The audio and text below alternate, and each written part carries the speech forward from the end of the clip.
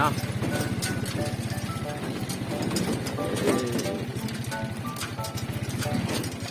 ไป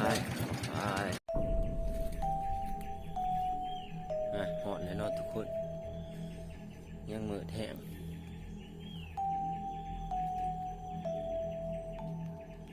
นี่เนาะลังนี่ครับเปลี่ยนลังใหม่เลยยังมืดหลายพี่น้องยังมืดหลายไก่ป่าพี่น้องบอลเลนเขาแห้วเนี่ยเว้ยพอได้ตกลังนี่ก็มิดลังนี่บ่เคยแล้วนี่ก็มีซิลีพี่น้องเฮ้ยทางหน้ามีร้านพี่น้องเฮ้ยตัวยังเนาะวันนี้เนาะโอ้โหพี่น้องถึงนู้นแล้วโอ้โหนี่พี่น้องมาแล้วโอ้ยถือลังนี่พี่น้องโอ้ขั้นสั่นๆนะถือข้อพี่น้องโอ้ตัวเถิกคักแน่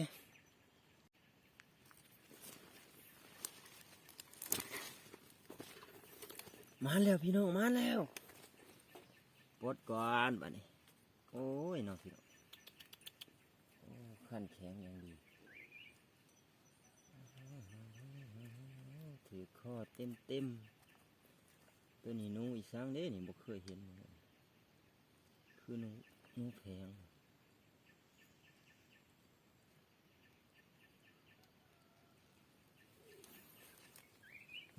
พี่น้อง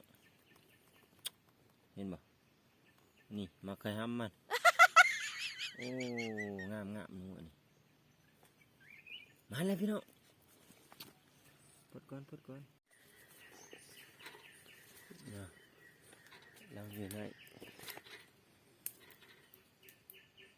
โอเคสำหรับผักนี่ก็จบแล้วเนาะให้เอาเบื้องนี่สุดสามีเนาะเนาะมาหอดผักเบื้องนี้แล้วมายามผักเบื้องนี้ต่อผักเบื้องนั้นถือตัวหนึ่งเนาะพี่น้องหลังจากบ่ถือมา2 มื้อ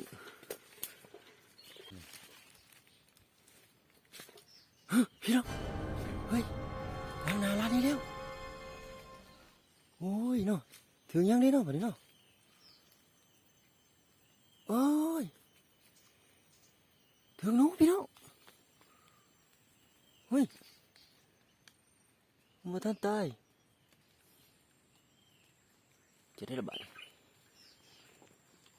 โอ้พี่น้องขออนุญาตปลดแหวก็ได้พี่น้องเด้อโอ้พี่น้อง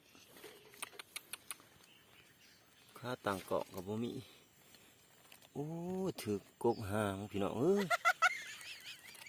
เกือบรุดยังน้อยหนึ่งโอ้ไข่แต่ขั้นแข็งพี่น้องพูดขั้นบักใหญ่โอ้มาแล้ว2 แต้มแล้วมื้อนี้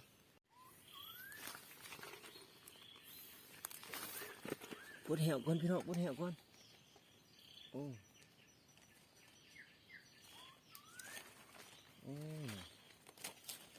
ถือห้ำมัน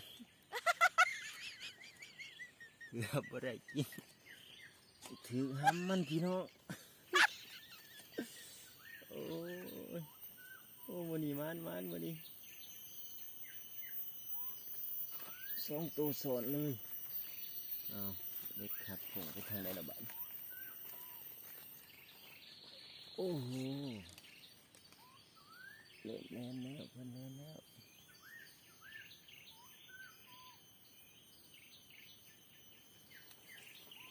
พี่น้องถือหางตัวถืออีเลยไปติดตามล้างต่อไปบ้านโอ้พี่น้อง2 แต้มเลยล้างนี่ลั่นพี่น้องโอ้ขันหักโอ้ขันมันแตกพี่น้องเลย มาหอนี้สุดแล้วแหวเฮาก็ได้